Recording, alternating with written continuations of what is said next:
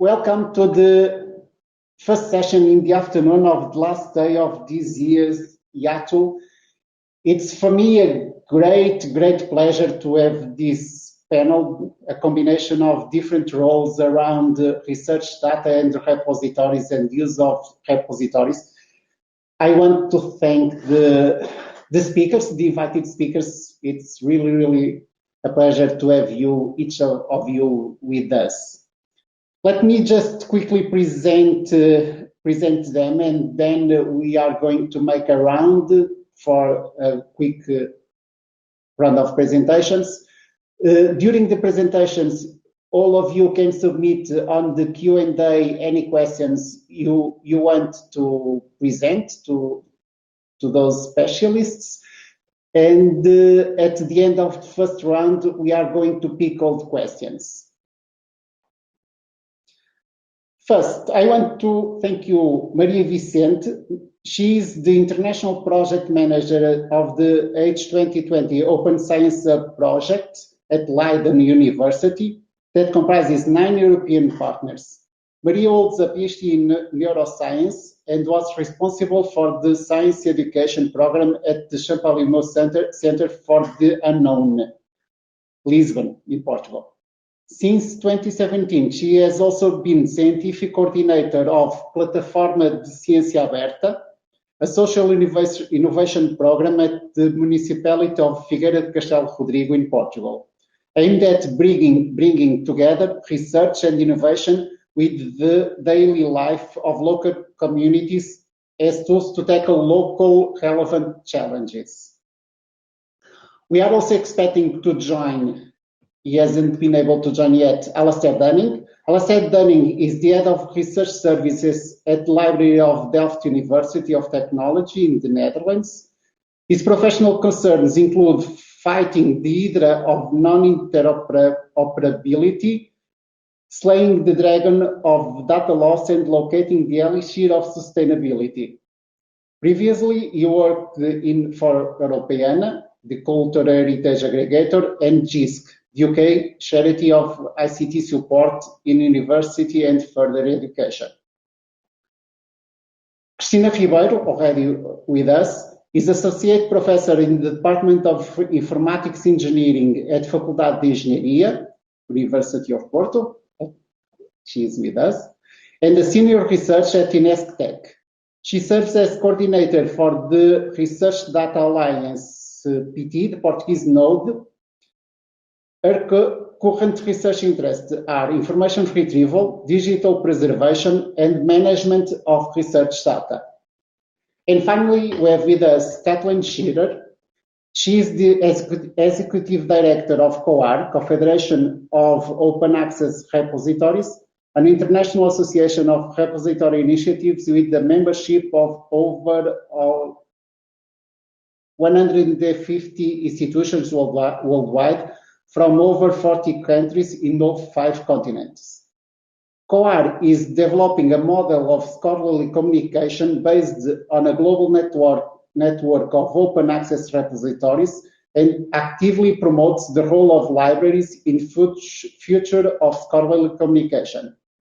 Shearer has been working in the area of open access, open science, scholarly communication, and research data management for over 20 years.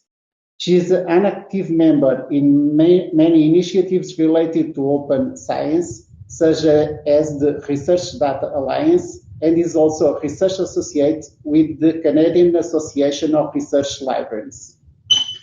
Thank you all for accepting the invitation to be here. And Maria Vicente, can you start? The floor is yours. Of course. Let me share my screen. Hello, good afternoon, everyone.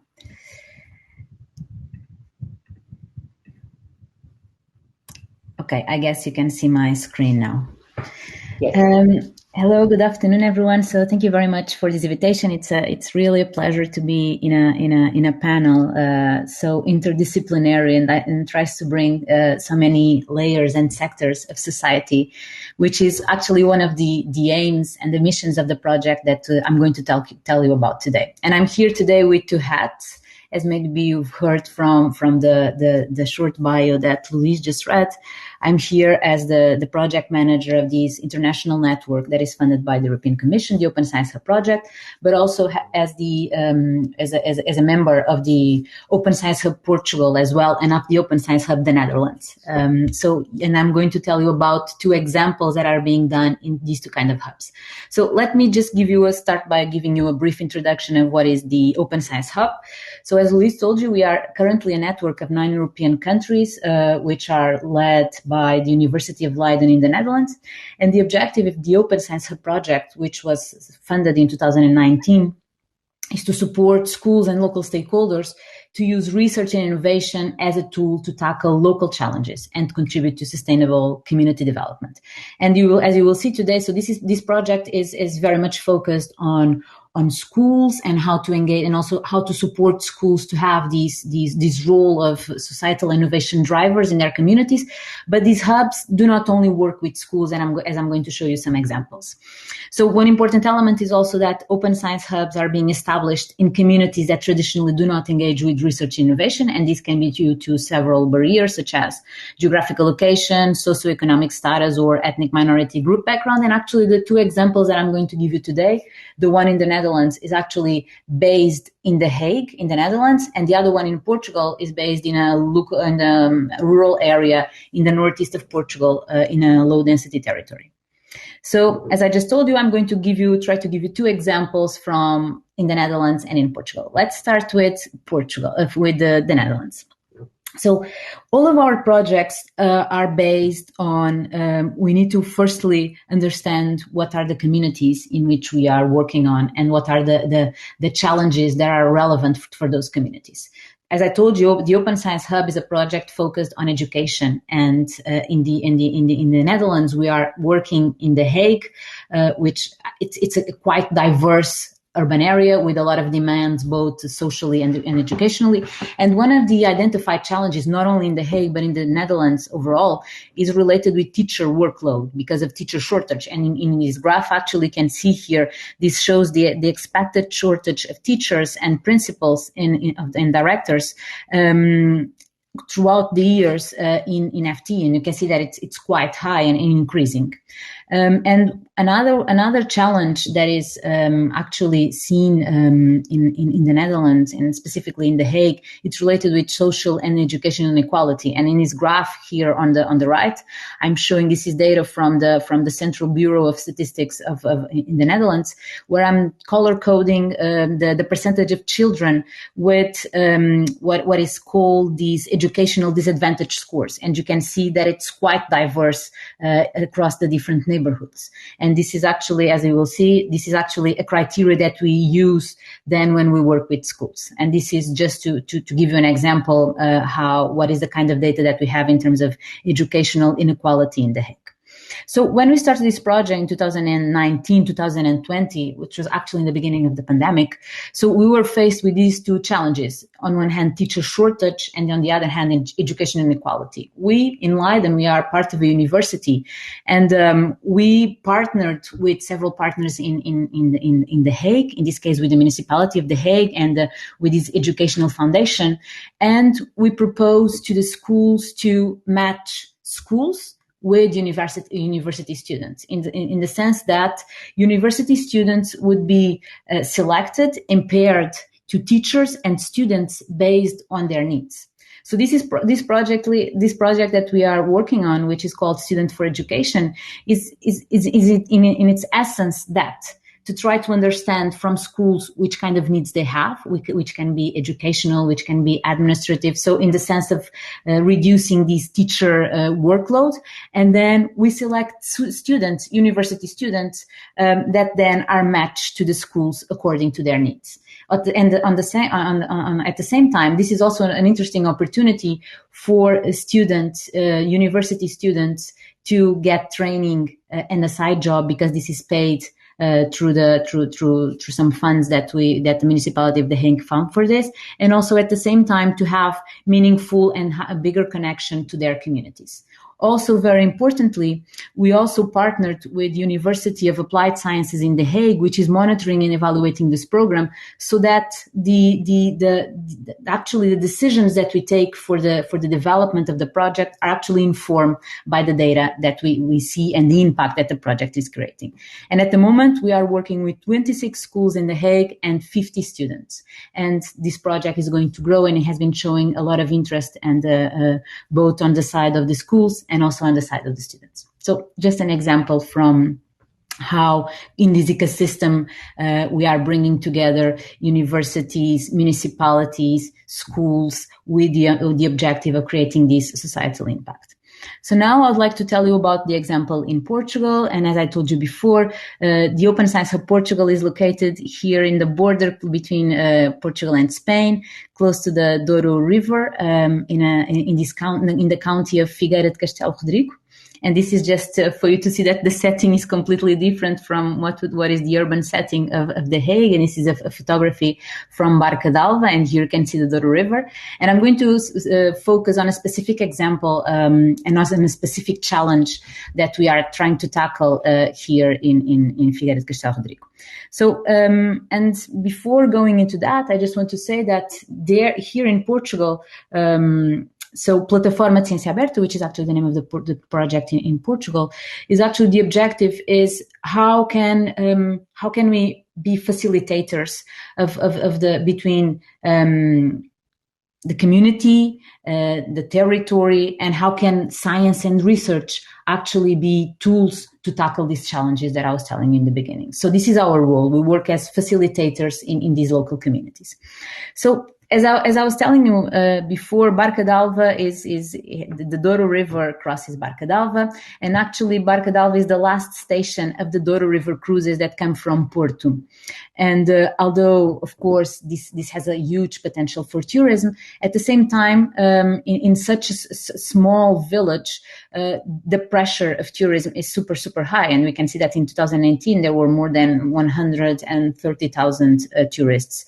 And this leads to a lot of challenges and pressure in terms of urban waste management, but there's also evidence and has been observed discharges of oil and wastewater.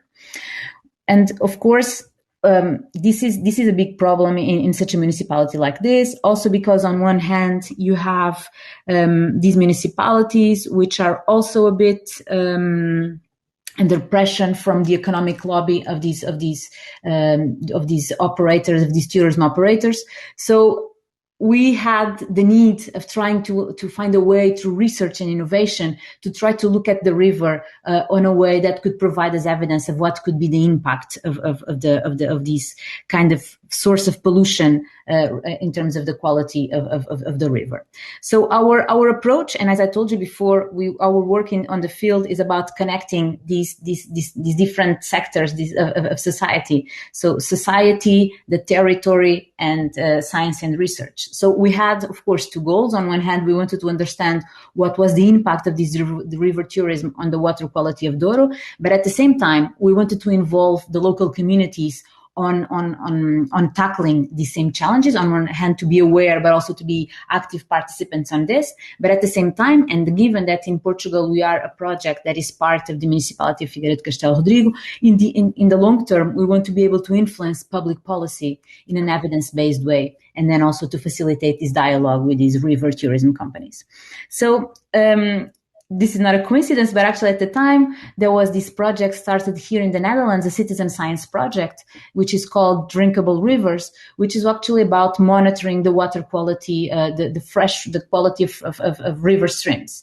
So we contacted them at the time and we said, hey, we would really like to join your project and to be able to also investigate, to do some research on what's happening in the Douro River. So we partnered with them, and they provided it with some materials and equipment, and we started doing a periodic assessment of the quality of the river. And this is just a map that shows the spatial resolution of our sampling points, and we started doing it on a monthly basis.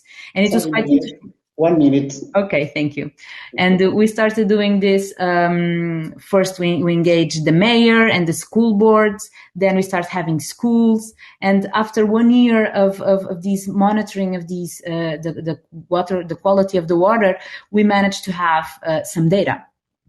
Then, so after 1 year and a half working on this, we had the legitimacy to be doing this. We had the interest and support from the municipality, and then we also to have the sustainable mechanism to perform this analysis. And as I told you, we had a data set, but we were not experts on this matter. And this is something that I would like to conclude also with this idea of like, who are the partners that we also need to bring on board? So me, myself, I'm not an expert on the water quality and on this topic. So after this year, we felt the need of reaching out to universities. And at the moment, we are actually partnering with Universidade da Aberta, who is helping us also on analyzing the data and trying to continue this monitoring. So I just want to conclude with this idea that in order to bring this triangle working at the local level, it's also important to bring universities, and so that these elements work and have an actual impact on the ground. And that's it. I just had something else, but I'm going to conclude here. Thank you, Maria. It has been great. I'll pass immediately over to Professora Cristina Ribeiro. At the moment, Alastair Dunning is solving some technical issues. Oh, he just arrived. Hi, Alastair. Hello. I'll just pass over to Professora Cristina Ribeiro. Yeah. And then we'll go back to Alastair, if you don't mind. Yeah. Okay? So, Professor, the floor is yours. Thank you, Luis, and thank you so much for the invitation. Well, it was great to listen to Maria Vicente on this topic of citizen science, which is an outstanding part of open science, and especially hearing about these fascinating initiatives that bring science near to the needs of a population, that actually make people look for projects that can be relevant to their life. Now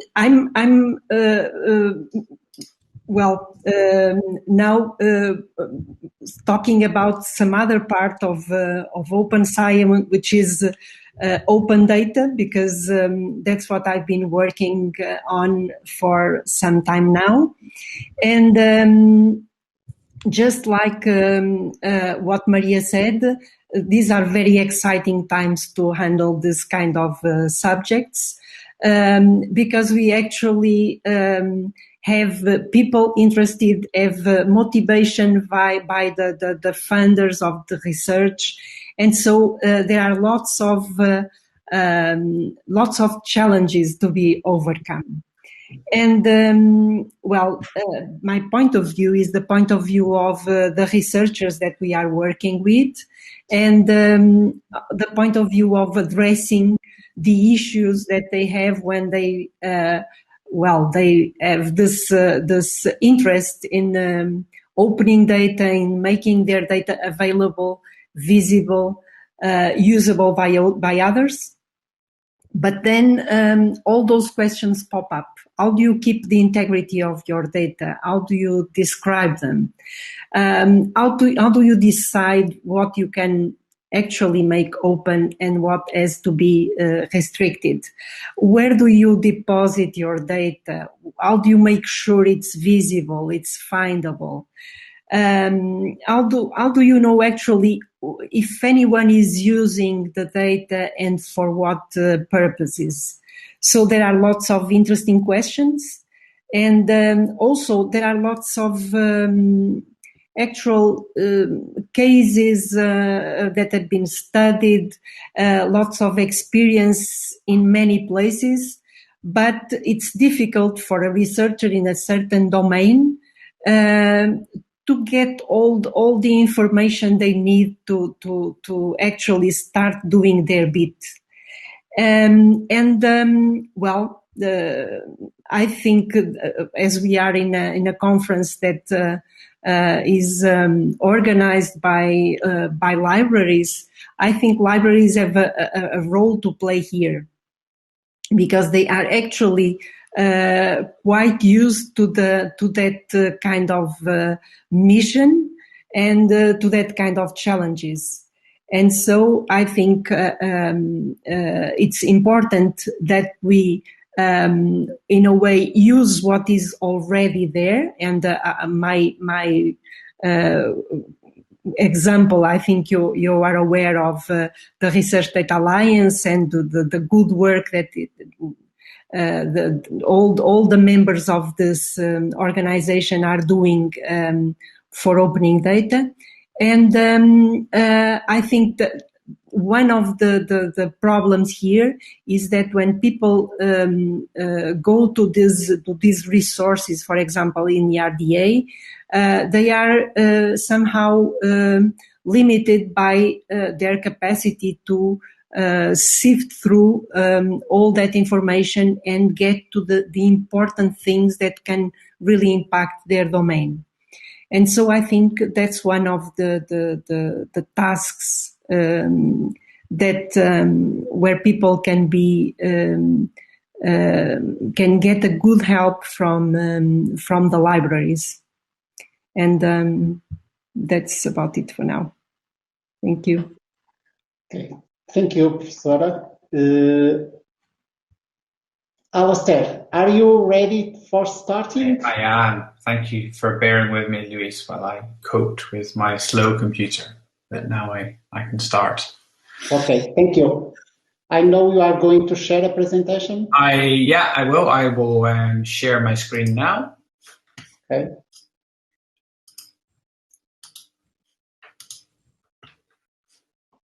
Perfect. And hopefully everybody can see that. Good afternoon, or good morning, or good evening, depending wherever you are in the world. I am in the city of Den Haag in the Netherlands, which is close to my place of work, which is Delft University of Technology. You see a picture here of our fantastic library that we have at Delft, with a grass roof where people can picnic.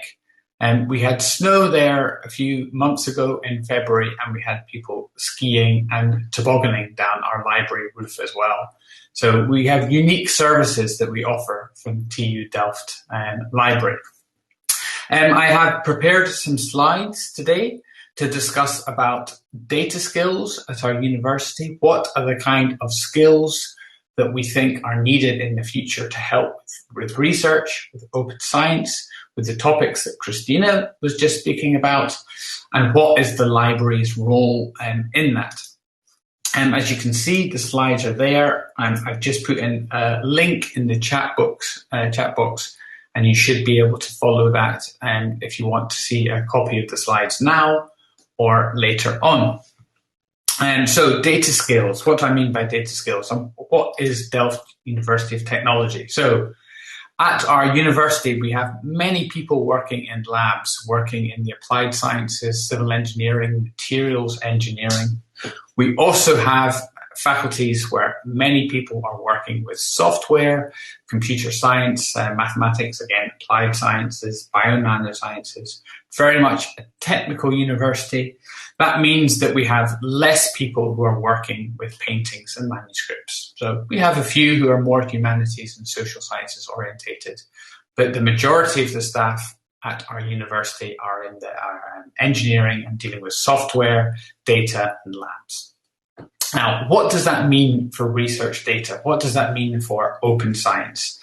Well, a couple of years ago, we did a survey, and we asked 680 of our staff about their research data practices. And we've published a blog post on this, which is available from the link there, and we've visualized some of the data as well. But what I will do now is just give you a brief introduction to some of our findings, because this has influenced how we think we need to go forward with staff and skills that a library needs to provide for open science. So what did we ask them? We asked about fair data. We asked about, are staff at university, are they aware of funders' expectation for findable, accessible, interoperable, and reusable data? And what we found was that it was evenly divided. Around a quarter had heard of fair data. Around a quarter weren't sure, 23%. And just under half of the staff at the university had not heard of fair data. So there was obviously a lot of work still to be done there to convince researchers that fair data is an important thing. And we also asked them a more sensitive question. Have you lost any research data in the past year? 4 out of 5 confidently put their hand up and said, no, I have not lost any research data in the past year. However, 7% were not sure, which is a little bit worrying. And there were 13%, around 1 in 6, who did believe they'd lost some research data in the past year.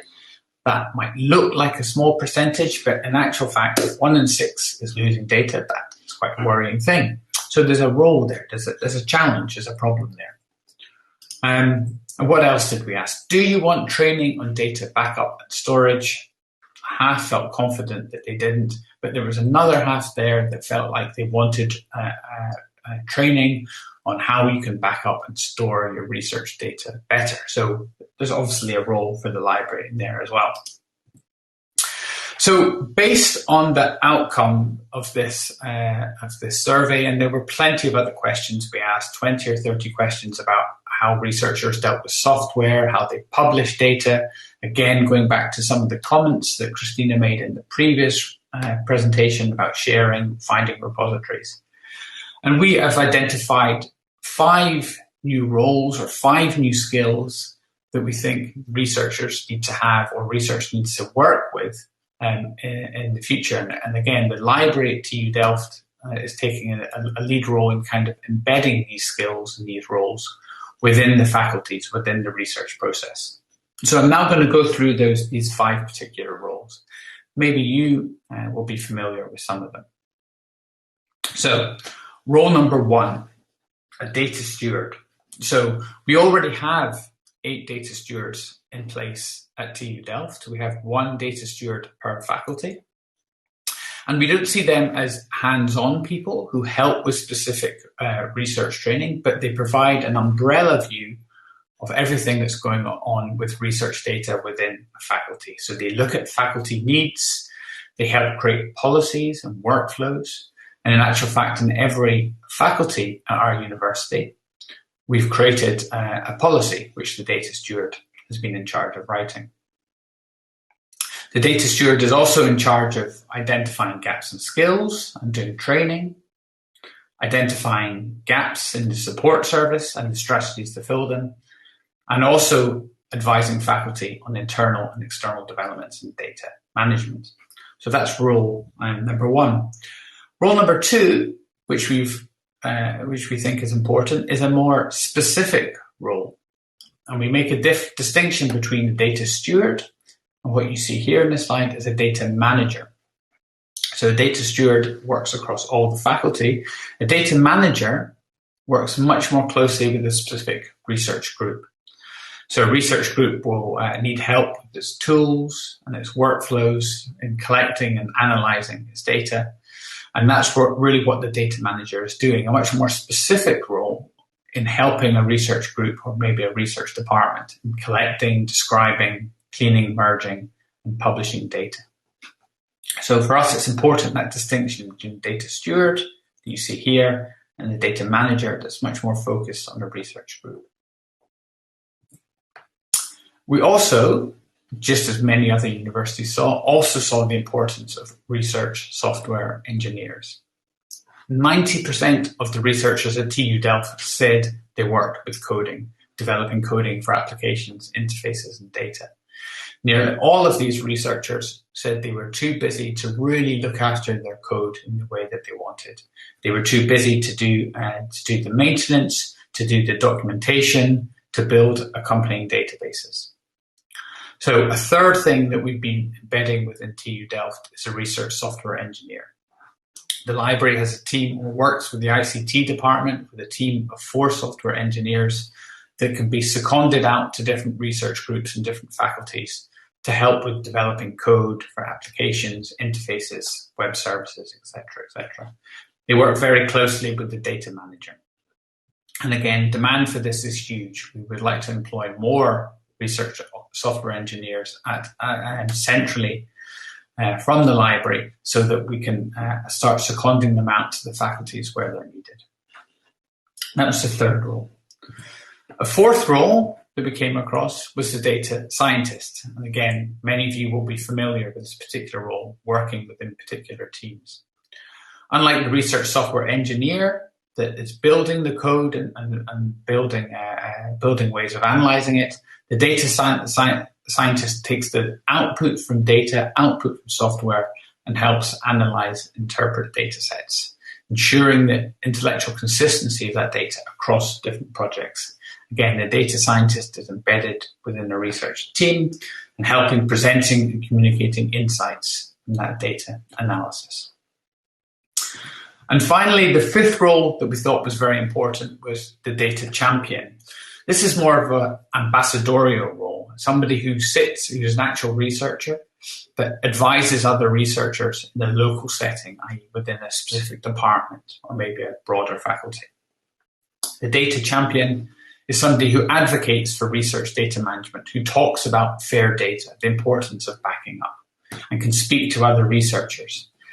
Unlike the previous 4 roles of data scientist, data manager, etc., the data champion is usually an existing researcher, somebody that already has tenure or has a position and can help other researchers.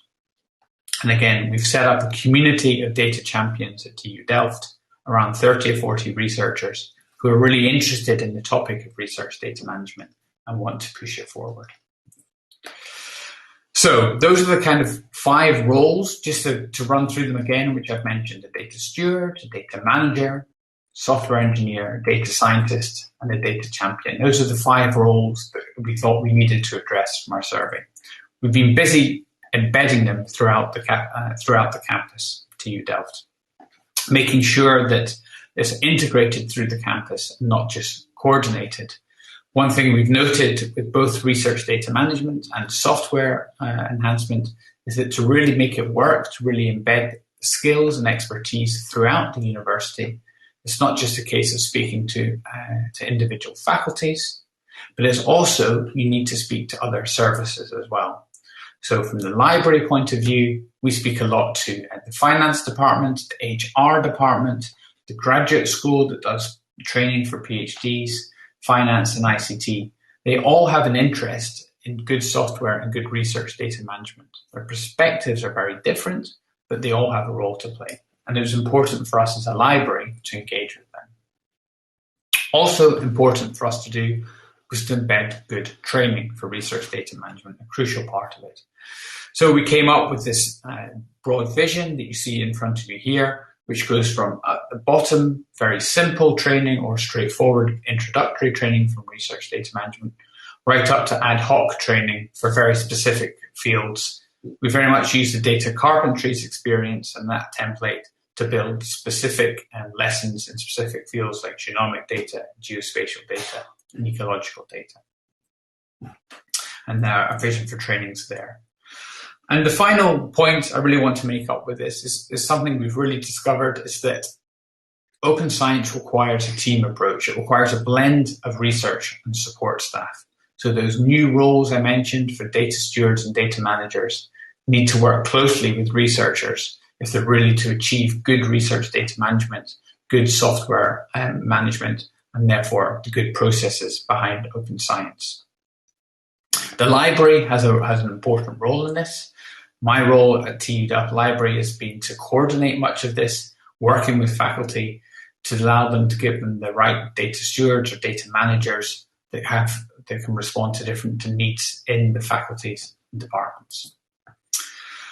Challenges are 50% generic, 50% methodology dependent. So sometimes there are very generic things that data stewards have to do. Sometimes it's very dependent on the methodology and the discipline they're following.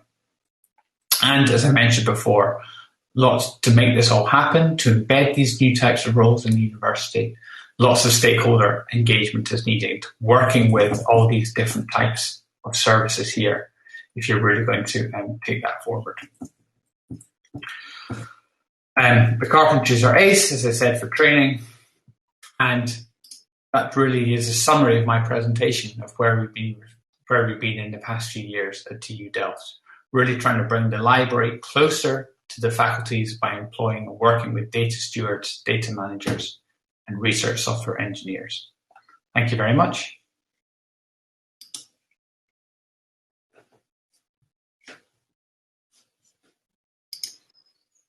Okay, I guess it's my turn. Luis, you're muted. Luis is speaking, but we can't hear him. Luis, you're on mute. Muted. Oh, sorry. Thank you for your help.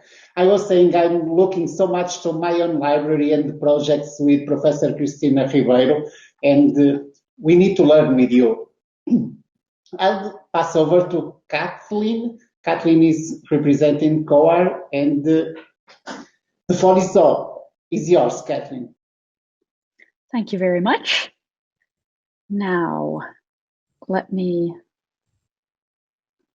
I'm hoping that you can see my full screen now. Yes, the presentation. Okay, perfect.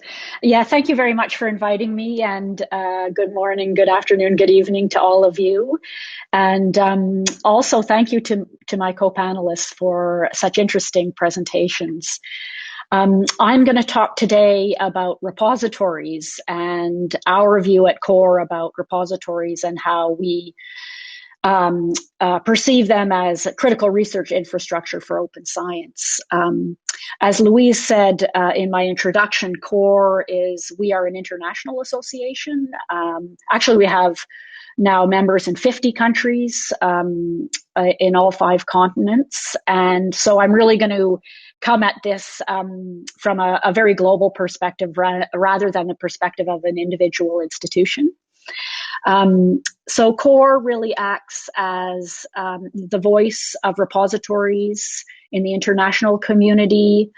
We're really interested and engaged in how we can ensure interoperability and break down silos. So we have a lot of institutional silos, but we also have silos across different content types in the repository ecosystem. So working on best practices around interoperability across the repository landscape.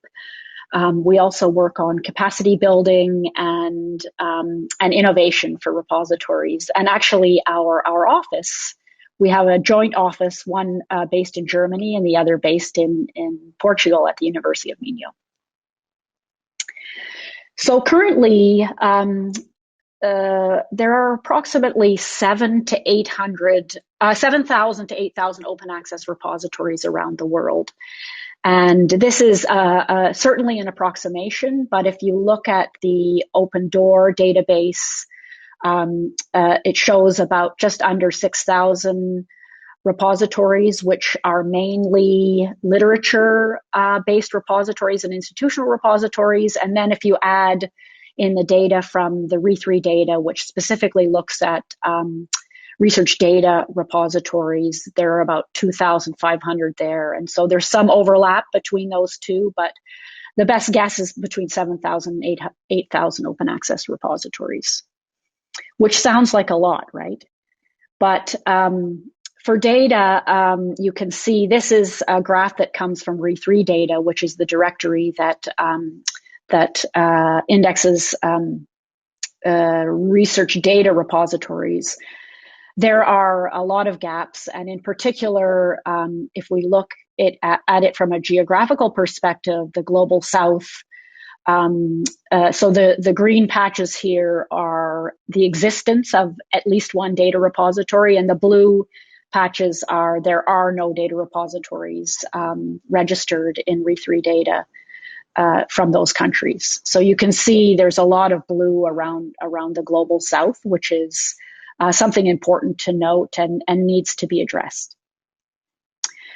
So some of the key challenges from the repository perspective is that, as I mentioned, there are a lot of gaps in terms of supporting research data and having repositories available for research data. So there's not enough there's not enough data repositories to support the amount of research data that's being produced around the world. And these gaps are both at the level of domain and also at the level of geography. There's also an issue of sustainability for a lot of data repositories, mainly the domain data repositories, which are often, they have grown out of a research project. That's where they came from, and then they're living on kind of soft or project funding, having to apply for funding every 2, 3, 4 years during those funding cycles. And then there's this other issue around expertise that Alastair talked about, and really what I hear from my community, especially in the area of research data, is they're competing with private industry for highly trained staff. So it's very hard to find, it's increasingly hard to find people who have expertise in data management and data science who want to work at data repositories, because this is becoming something very important for private industry to have those data crunchers in their staff. And then there's also an issue of finding specialists in software and technology. But so these are our challenges, but I think there are a number of opportunities right now at the moment that we really need to leverage.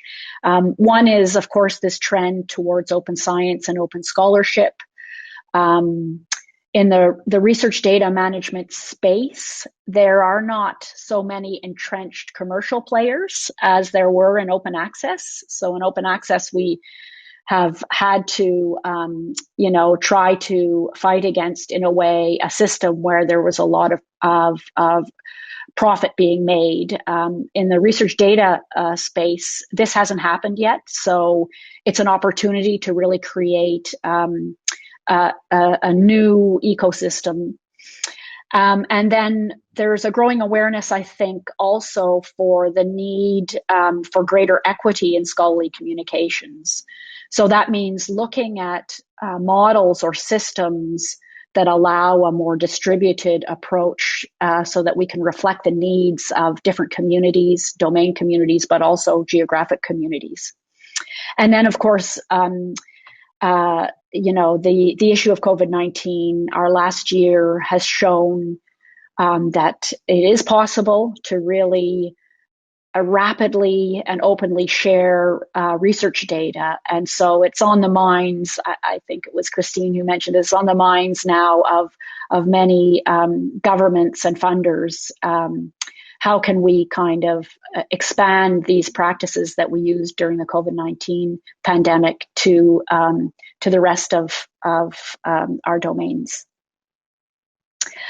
And I think our perspective at CORE is that, and I was happy to hear my other co-panelists mention the role of libraries, because I think libraries have a very, very important role in supporting research data management, as Alastair pointed out, and repositories are also an important part of that.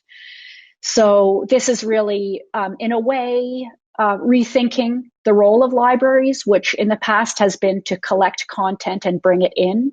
So we're talking now more about the inside-out library, which is a term that was maybe coined by Lorcan Dempsey at OCLC. So rather than bringing content in for your researchers, the library is now increasingly moving to a role where we're collecting content that's created by the research community, your research community, and then making it available to the world.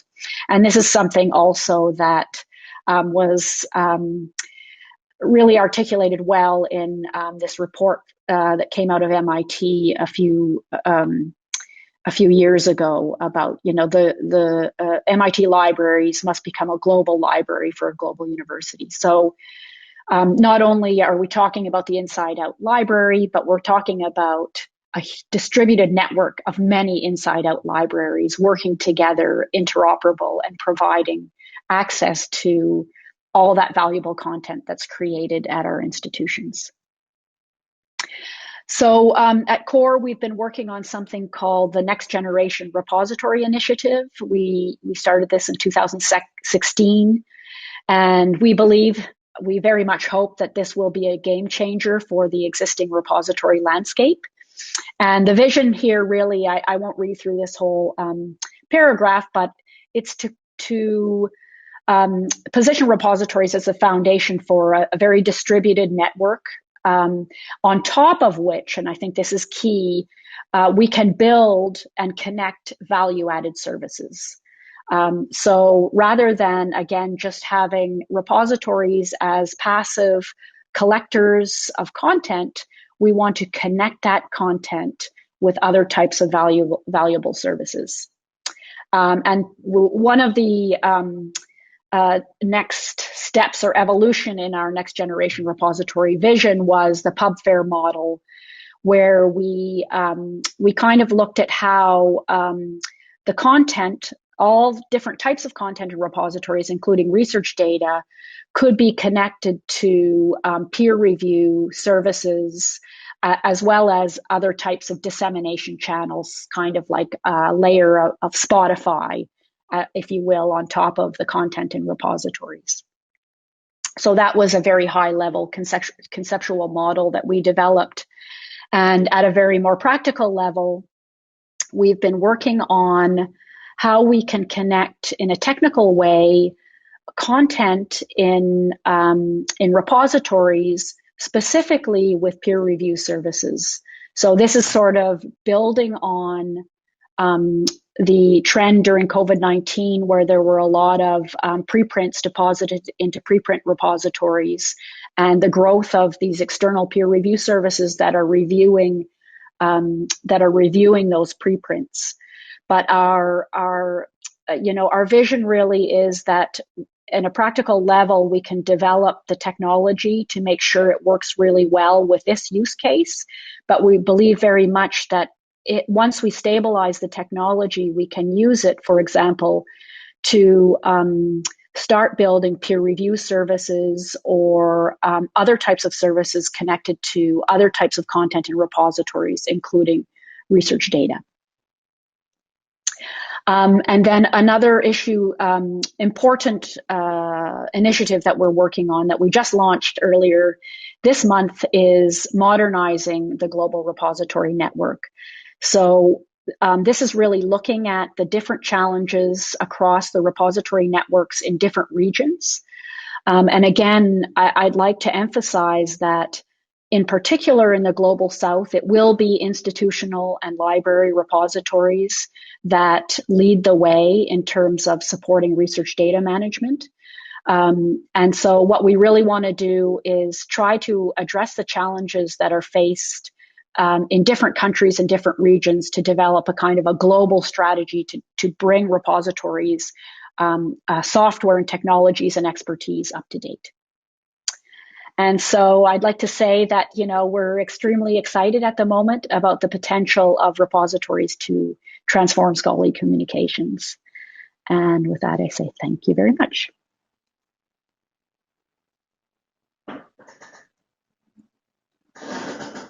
Thank you, Kathleen. So much to think about. I just want to remember that you are able to submit questions to the presenters using the Q&A option on the right. For starting, and if you allow me, I don't know if you want to comment each other presentations. If not, I have so many questions that I could stay the whole afternoon asking you. For starting, I'll ask you, Christina, can you just comment? We have already some tools on the preparation of the process of the research data. We have the research plans and tools for building research plans. We have repositories at the end. We are building, or we are proposing new services upon those repositories, or on top of those repositories. But in between, we have the research process. what is missing, or what is your vision on that is missing on this process during the research process? Are there missing tools? I know you had to stop working on Dendro, which is an excellent project from your team. Can you comment on the process, the support during the research process? We are already getting some training, but what else do you need? Thanks, Luis. I think we need what Alastair already has in place in Delft. I must say this is an amazing experience. The fact that you have all those that infrastructure with people already in place and embedded in the different schools, and I think that's one of the things that we still have to, one of the paths we still have to make, because we have many engaged people. So we have researchers which are really interested in going forward. But I don't think the whole workflow is already visible for them and clear for them to just be able to do their part. So they really need some support. And right now, what I feel is maybe in big groups, people are already getting their support for those roles of data management, namely that Alastair mentioned. But I don't think, for example, that the data stewards are in place or anywhere near that here already. And I don't even think that we have the right. We still need to advocate with our management, because it's not, those roles are not yet clear for the need for that kind of support.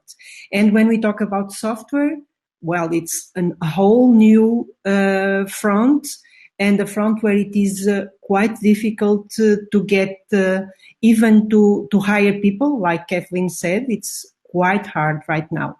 So even groups that are well funded, it's not easy for them to get people with the right skills to make the support for software, for data analysis, and for all the. So I'm very curious how we are going to evolve in this whole system, but we need that for sure.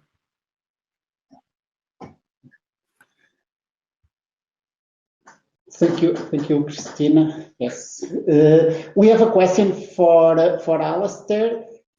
Is the University of Delft and library hiring for new staff?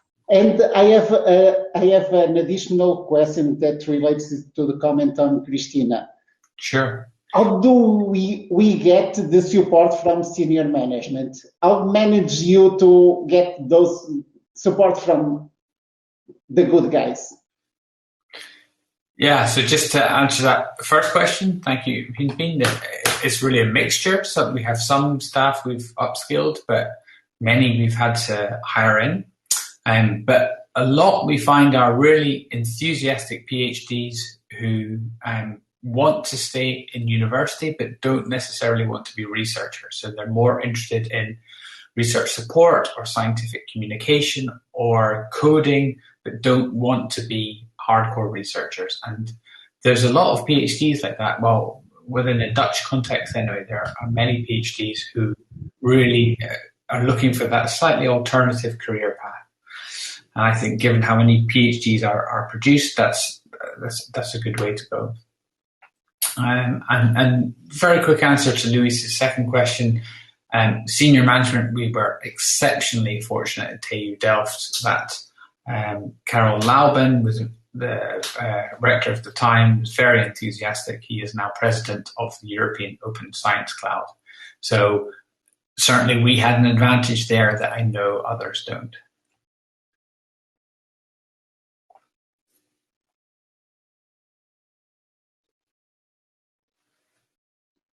You're muted. You're on mute again, Louis. Thank you. Not easy to manage so many buttons on left and right. Thank you. We don't have still any another question, but I wanted to ask, is there? There's a question by Alastair. Do you want me to read it out? It's for me. Yes, please. I'm not seeing it yet. He says, Kathleen, as you mentioned, the big problem for university repositories is being able to pay and retain salaries for developers. Does CORE have a strategy to help with this problem? I think that's one of the biggest. So I actually was thinking, I like your approach, actually, Alastair, that you were mentioning earlier about the PhD students, because we haven't really touched on that aspect of the challenges yet in terms of developing our strategy, but I think it could be one really good way of getting, as you say, skilled people who are not really interested because they're doing their PhDs. They often want to stay in the academic world, but there aren't necessarily academic positions available for them. So they either because they're interested in doing something alternative, or because there are no opportunities at the in terms of professorships, then I think it's an option. I mean, one of the things that we have been talking about is trying to even get repositories higher up in the radar at the institutional level, mainly with library directors, because I think at one time 15 years ago they were very a higher priority for library directors, and have kind of fallen down in terms of okay, well, they're off to the side, they have a 0.75 full-time employees managing the repository. So one approach that we're working on is really elevating the repository in terms of where it is in the priority list, but that won't necessarily always help in terms of finding the expertise, because as Christina said, even if you have the money, sometimes you can't find skilled people.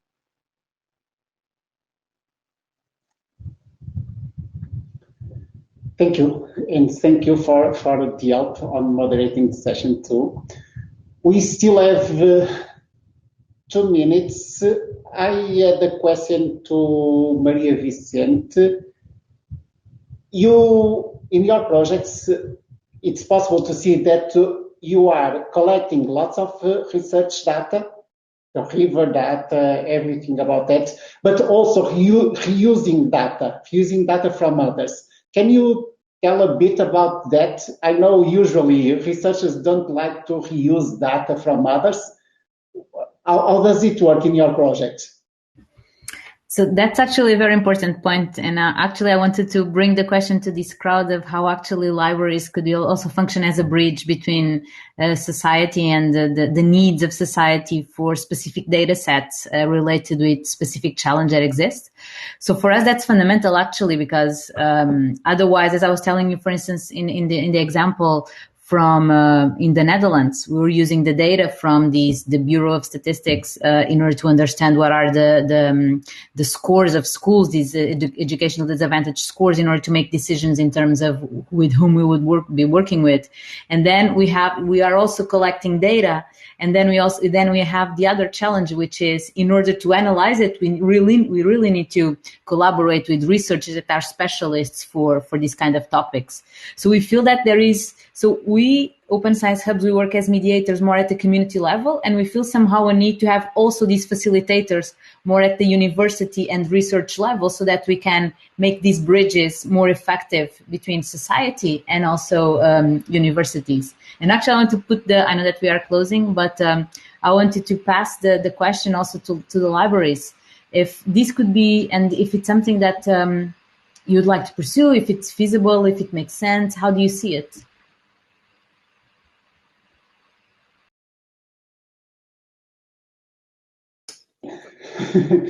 Thank you. Yes, I can respond on behalf of the libraries. Yes, we want to help. I don't know yet how, but we want to help. Please join me thanking the presenters. It's time to end and go to the next session. Use the like button. Oh, so many likes.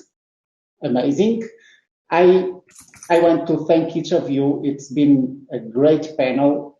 Thank you for being able to join us, and see you in briefly. I'm sure we'll get together soon. Bye. Thank you. And thank you, Luis. Thanks, everyone. Thank you, Jisc. Thank you, everyone. Thank you. Together. So all of you, join at session 10. That is the next session. Thank you. See you. Bye. Bye.